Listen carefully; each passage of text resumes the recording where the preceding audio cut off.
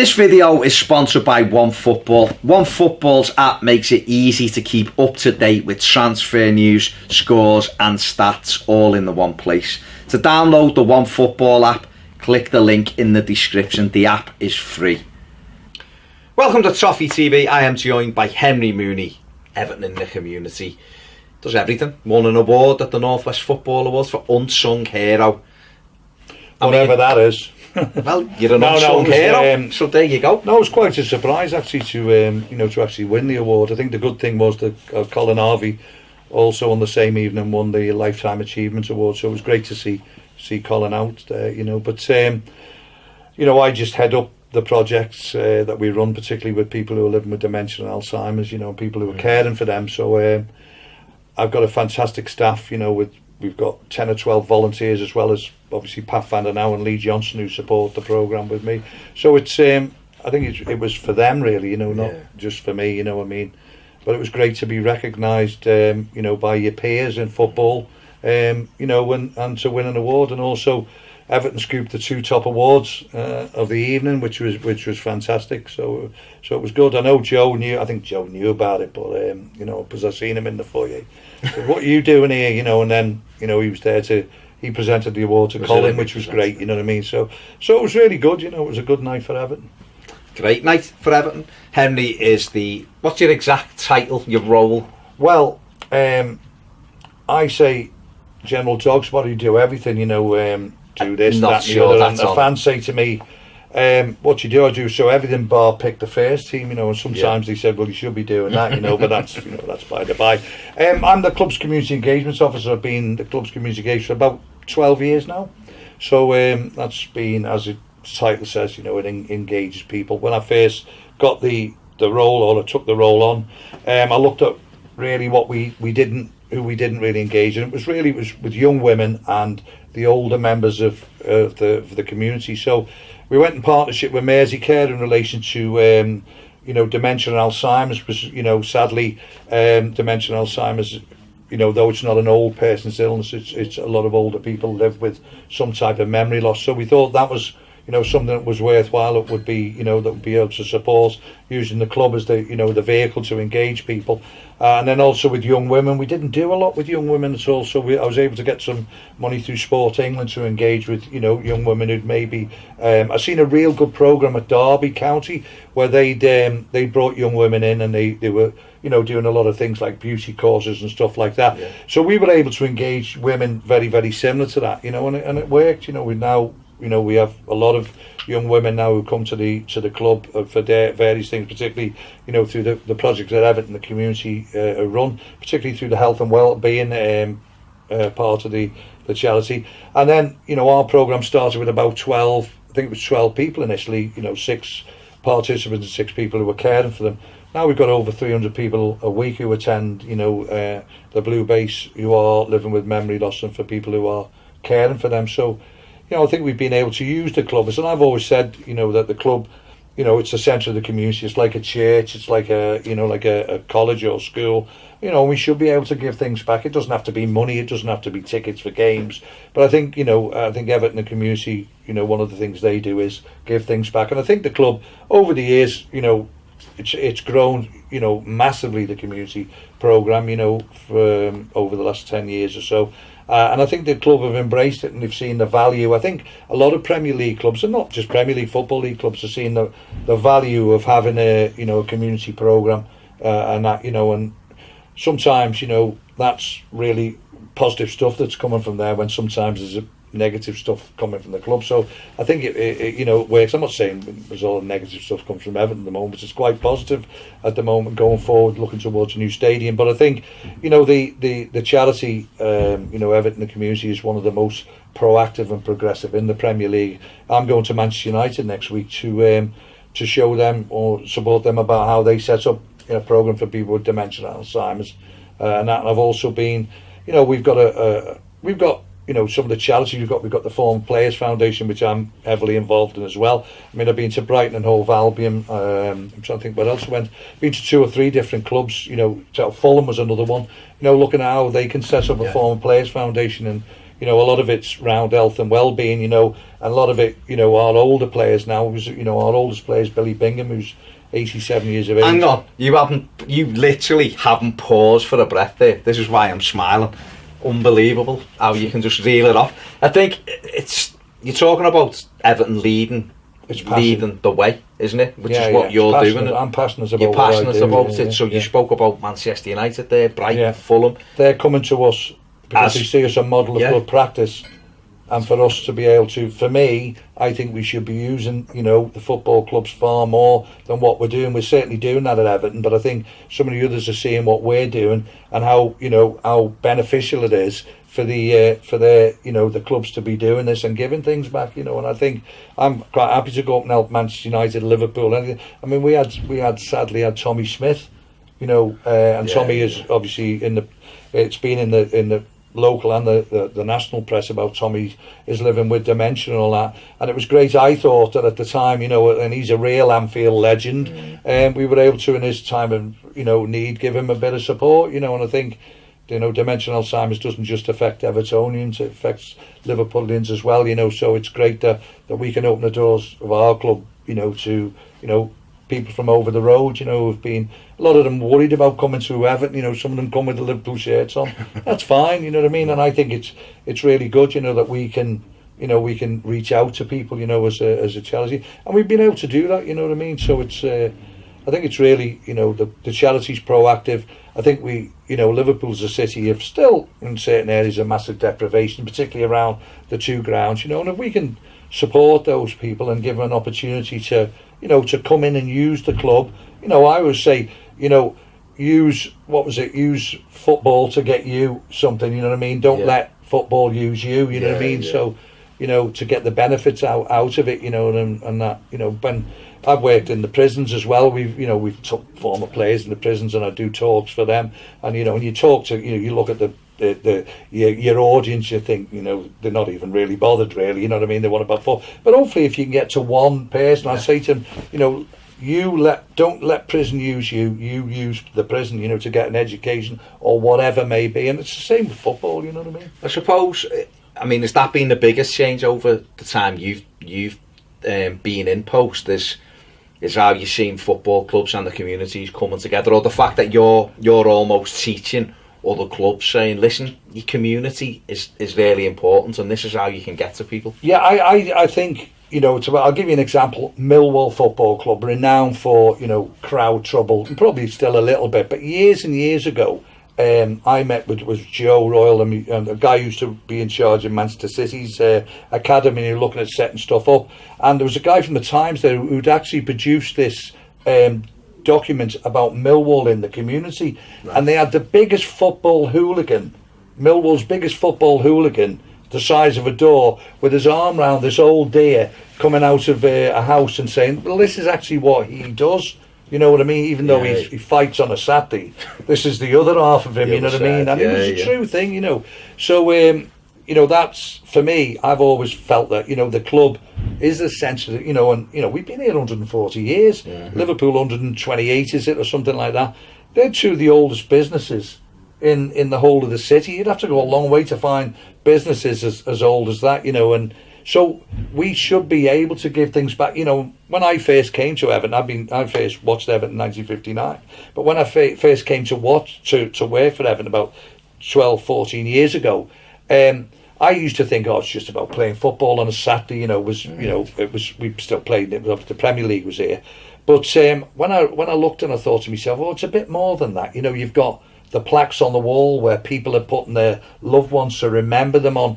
You know, you've got ashes buried in the church, and you've got them round the pitch, and you've got people. We had a couple of participants on, I think, our first or second course, who named the children, you know, like after Alan Ball and Howard, you know, the boss, Howard Kendall. And I'm thinking to myself, this is more than just a football club. This is in the DNA or the culture of the city, you know. So we need to use that, and we are doing it at Everton. You know, I think, you know, they've realised that now, not just the club, but the value of having, you know, this community programme. You know, I think other clubs as well. And if we can share our experiences and share our, you know, things that's done well. You know, when I went to Fulham, they were asking me about, you know, what have you found, you know, that doesn't work. So I was able to for me, that's you're setting your former players foundation up at Fulham. What hasn't worked for us, what has worked, what might work for you and what might not, So I think that was really good, and they've set it up. Brighton have set theirs up, so I think it's good, you know what I mean? And particularly, probably the players now, Joe says to me, the players, probably they're not going to need us in a couple of years, but they might not for medical issues, but certainly for mental health they will. I've been, worked with a couple of players, Michael Branch being one, Jose Baxter. I've been mentoring Jose since he came back to the club. And I think, and now obviously Jose's gone on to Oldham, which is fantastic, both for the club and for Jose, you know what I mean? Because he's made a couple of wrong decisions in his life. Michael certainly made a wrong decision, and they're both, Michael's coming back to the club now, he's got a post there. And I think it's really good that the club's been able to, to embrace that. People saying, oh, what you working with him for, or what you working with, but I'm a firm believer, in that role or situation, everybody deserves another chance, you know what I mean, and thereby go, for the grace of God, that could be me. Do you know what I mean? It's just that I've been lucky. When I was young, I had the right people mentoring me as such, but I could have probably gone the wrong way as well, and I think that the club's got the ability to do that, and I don't think there's many clubs who would have done that, who would have given Jose a bit of a contract. And people said, what are you doing giving him this, that and the other? You know what, we all make mistakes in life, you know what I mean? And that's what I said to somebody, where somebody said, should we be helping a drug dealer? And I went, well, have you ever made a mistake in your life? And they went, well, yeah. So I said, well, you've made one, and he made that one and it was the wrong one. But now, he's turned his life around, and been able to do that. And that's good, we should be able to support that. And if the club's able to do that and got that, it's got the pulling power, you know what I mean? Yeah. People want to work with a badge, whether it be to get publicity on the TV, the Premier League goes, we sell it all over the world now, it's a multi-million, billion-pound, cash and income generator, and if we should be giving things back, you know what I mean? And, some of the things that we're able to give back to the club doesn't cost a lot of money. And I think that, that's really sort of pertinent with what we're seeing now in the country anyway, in terms of poverty, in terms of food bank, in terms of clothes banks, in terms of cuts, which all it ever seems to be, particularly in deprived areas. And I think for football clubs who can reach out and do the work that you're doing, I've come from a social work background. I've seen it on the ground, seen the poverty, seen kids going without food, seen no real access for people with mental health problems, and all the likes, particularly the biggest, like you're saying, dementia. That funding isn't there through social services. I feel that it's wrong. We're the sixth richest economy in the world, and we can't do. We're talking about food banks. What Dave Kelly and his colleagues have done, at Liverpool and there, and set up this fancy. That's unbelievable what he's done. You know what I mean? And I took them all. Everton said, you take them, because they're going to a Newcastle thing where they all got together, and I took them up there, I thought it was great, and I think, what they've done is there, when there's been a need, and how we've been able to use the football club, and Dave and his colleagues have used that, both clubs together have used that, and are able to support people, even though there should never be a food bank in this country. But sadly, that's the way things are at the moment, and as you say, you before you got into this, you were a social worker, so you know all about that. You know what I mean? I think I saw something on. It was last year, sometime the back end of last year. It was a feature on the BBC about Everton in the community, about the dementia. I think that was really hard hitting. I think for some people, not that it was meant to be, but when you saw people's stories of. They can't remember who the people are, and I know someone in my family. They've been married for 60 years and they can't remember. That kind of thing, and a family member of mine. It's a terrible illness. His nan had gone to something that Everton had done because she's got dementia, and it was really nice because we went there and everyone was just there. And I think the other thing as well with the likes of dementia, which is it's such a horrible thing to happen to people, to lose you. There's no cure for it. That's which is mad, which blows my. It really does make me just go. When we first started, we were trying to convince the GPs, because the GPs would have a problem. Not a problem, but a concern of diagnosing somebody. Obviously, they don't do the complete diagnosis. They go to Merseycare. It takes 2 or 3 months. But initially, if you get diagnosed with cancer, you know, you can have radiation treatment, chemotherapy, you go on medical trials and that. But with dementia, there's no cure. So they were very reluctant, you know, to go, you know, because what do we do? Well, actually, there's nothing much you can do, you know. So we were trying to push that it was really important that you got an early diagnosis. And some people who come with us, they don't. What am I doing here? You know what I mean? I haven't got, you know, and that, and it's awful. You know what I mean? The big thing I was going to say, Henry, was it's horrendous for the person who's got it, but it's. I suppose when you're having something where you're meeting with a lot of people, the carers, it's really important to be able to speak to someone else who's in exactly the same boat. And that, to me, is the thing that makes you go, what an incredible thing that you're doing. Your project, I mean, we've lost, sadly, probably a dozen people over the last 2 years, you know, and the participants, obviously, the people who live, and they've come to me and go, oh, no, you don't not come, you still come. You know, so we've enabled them to still, you know,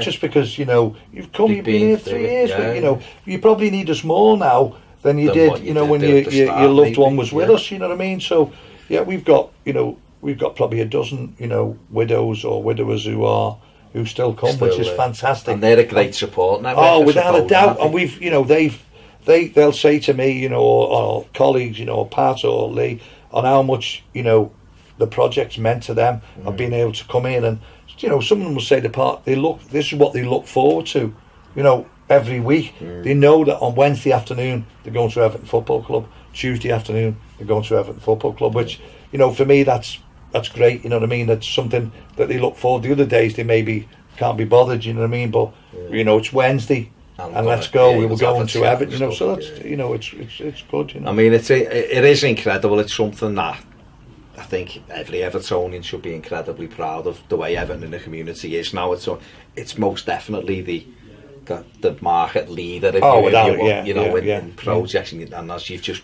rightly pointed out, you're helping the likes of Manchester United and other clubs. Because, you know, for me, I think we should be sharing, you know, models of good practice. You know, we should be, you know, I mean. It means that the PFA are involved now as well. They're going to give the clubs the resources, you know, the sporting memories. But I mean, resource that they've got. They're gonna fund that, you know, which is really good, you know. And I think the PFA have had a little bit of, I know Gordon and them, because I've spoke to them about that. And they've had quite a bit, you know, of with Jeff Astel's daughter, because you know Jeff. Jeff's the only footballer that actually has actually been diagnosed, you know, with his death related to work-related illness, you know what I mean? And they are now, the PFA are looking at, you know, supporting, you know, and looking at giving some money into research for football, and that, you know, and I think there's got to be some correlation, you know, between, you know, probably heading the footballs years and years ago and you know, and dementia, you know. So, I mean, hopefully they'll find something. Sadly, you know, we've had probably 12 of our former footballers over the last 4 or 5 years who've either sadly passed away or are living with dementia. I mean, Billy Bingham, Ron Saunders, you know, sadly they're our two oldest players, you know. Both of them are living with memory loss. So, you know, that we're able to try and support them as well, you know, which, you know, I do that as well. So it's I think that's I mean, the former players thing is fantastic, because I think, you know, when you look at modern day footballers, they're in a different stratosphere to any of us. If you're a Premier League footballer, unless you don't know how to manage your money, the chances are you're always going to be wealthy. A lot of the former players' foundation set up to give players new knees and stuff. He played with, you know, and help them that way. And now, you know, and hopefully give them a better quality of life. You know, if we can help in any way, shape, or form in giving somebody, you know, a better quality of life. You know, we don't give them money or anything, but we might help them, you know, towards them in partnership with the PFA. You know, I mean, they obviously pay for half of the stuff that we do, you know, and that. But I think, you know, if you can do that, you know, I think, and the football club again is able to do that and has a good, you know, it's got a good reputation, you know, all over the country for doing that. It's great when clubs come to us and say, you know, can you help us do this? Can you show us how to do this? What's the best way to do that? I think that's good, and I think, you know, that's a real good selling point for our club and what a club's, you know, as a football club, as a centre of the community, has got the ability to do. You know, a lot of charities, you know, they don't have the power of this. People want to invest in the power of the badge. It doesn't matter where you are in the Premier League club. People want to work with Premier League football clubs because their brands are worldwide. And I think. I think it's really good that that we're able to do that. It's incredible. I mean, you mentioned off camera you're actually retiring this year. Is that right? Is the rumour, is it? Well, can you confirm or deny it? No, I am definitely retiring. Confirming that. Denise asked me that, and I said, yeah, I was. I just think, how long do you go on for? I'll be 66 in June. I'm going to go off to Spain to sunnier climates, warmer weather, and I think really. I don't know. I think sometimes you need, it gives somebody else an opportunity. Lee and Pat will step up there, I'm sure, to do the role, and we're bringing a couple of other people in on a part-time basis. And the programmes there, they'll be fine. You know what I mean? I think they worry sometimes, particularly Pat, what's going to happen. But I keep saying he'll be fine. You know what I mean? And he's been brilliant, Pat. You just pass your knowledge on as much as you can. You've got 2 big events before that date. I've got an event this Friday. I mean, my 2 charities of choice are Everton in the community, obviously, and the Everton Former Players Foundation, which I'm heavily involved with both. Yeah. So I've got a pie and chips event on Friday at the Blue Base. We've got Joe Royal, Derek Mountfield, and Pat Van Der Now. And we've also got the FA Cup and the European Cup Winners' Cup, which they've all had a part in winning. Either one or the other. Pat won the FA Cup with Tottenham, but he won the European Cup Winners' Cup with Everton, so it's fantastic.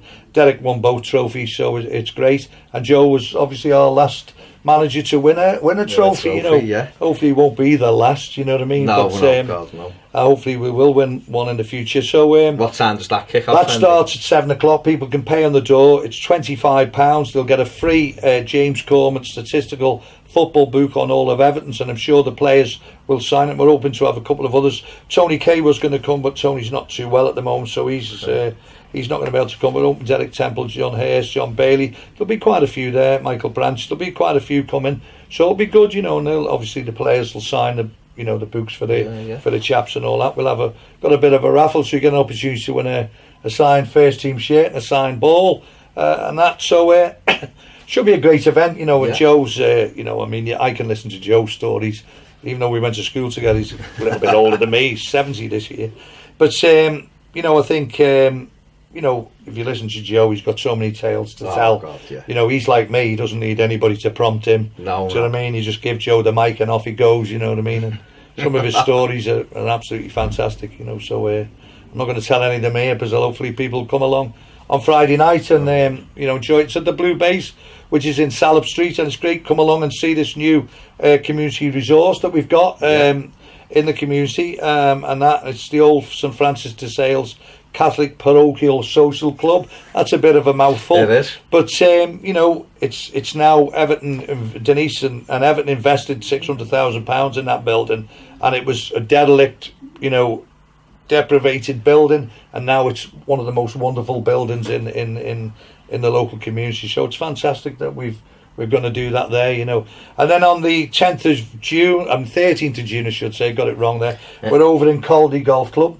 Okay. And that we've got a golf event there, and that's, I think it's £100 per person, and that includes a sausage butty or a bacon butty, whatever your choice is. Might throw an egg in with that, and then 18 holes of golf, and they've got you get loads of prizes, loads of goodie bags, and then afterwards we've got a 2-course meal with at least 20 of our former players coming along to support me. And hopefully we'll raise £10,000 off the 2 events. I've got somebody to sponsor the golf tournament, which is great, and Chris Melia, who sits in the Dixie Dean, has kindly sponsored the Pie and Chips event, which is fantastic. And Chris gives a lot back to the club, as well as a lot of our other corporate members do, and on a very quiet bed. Don't want any publicity, but I'm giving Chris a little. I'm giving Chris a little bit, because he's a good friend of mine as well, and he's good. Yeah. And that'll be great. We've got an afternoon, evening with the things, and then it'll be virtually time 2 weeks before I actually hang the old boots up, so I'm still going to be doing little bits. Hopefully I'll be continue to do a bit with the Former Players Foundation, and also probably doing a little bit with Everton as well, you know, looking maybe a bit of scouting for them and that, you know. So super. So how do we, is it literally, so turn up on Friday if you're interested in the Blue Bay stuff? We'll put stuff on the site. Yeah, there's a post. I've got it on the thing, and hopefully you'll put it up and or whatever. You know, it's gone out golf day, on Twitter and tweet. That all the information will be coming out for that. But Karina Duffy's the lady, you know, who's in charge of our fundraising department. She's helping me a lot. Fantastic young lady, and that you know really works hard. What I like about Karina is she's passionate, and I think to work in a charity, you've got to be passionate. You know what I mean? And I think that's one of the things. You've got to know what you're doing as well, but you've got to be passionate about it. And I think that rubs off. And she's certainly, you've met her. Yeah. She's very passionate about what she does. Do you know what I mean? So it's great to have her on board, and you know she'll help me raise the money, and then I'm going to donate. You know, it all half split between the two charities. You know, so hopefully we'll be able to give both of them £5,000 each, which hopefully will certainly go, you know, into good causes. So fantastic. Listen, get along on Friday if you can. Joe Royle is incredible as a storyteller. His stories are amazing, and as Henry said, the last manager of Everton to win a trophy. He's the FA Cup will be there, the Cup Winners' Cup, absolutely brilliant. Photo took with that. What's the name? Signed book, photo with 2 trophies, and pie, the manager. Chips, peas and gravy. I mean, what more? Cheap ale. Cheap. Yeah. What more does your Friday night need? £2.60 a pint, whereas you know, if you at the game, you know, you're paying £4.40 a pint, you know, so it's you know. So there you go. I mean, can't go wrong. Henry's give you everything you need. Do that, and if you're a golfer and you're interested in meeting a lot of the former players and playing a nice round of golf. Yeah, I mean, it's a beautiful course. Caldy, you know, looks over the day. 13th of June's got to be, well, hopefully it'll be lucky for us, and at least it'll be nice weather, but it should be great, you know what I mean? Yeah. So, and you're helping out through fantastic brilliant, causes. Henry, great. Thanks for coming. Cheers, thanks for having us. Thanks no very problem, much. Good luck in your retirement. I know you're not retiring yet, but good luck in your retirement in the summer. Check it out. We'll have all the stuff on our socials as well about where and how you can get to be part of these and do your bit for Everton in the community. See you later.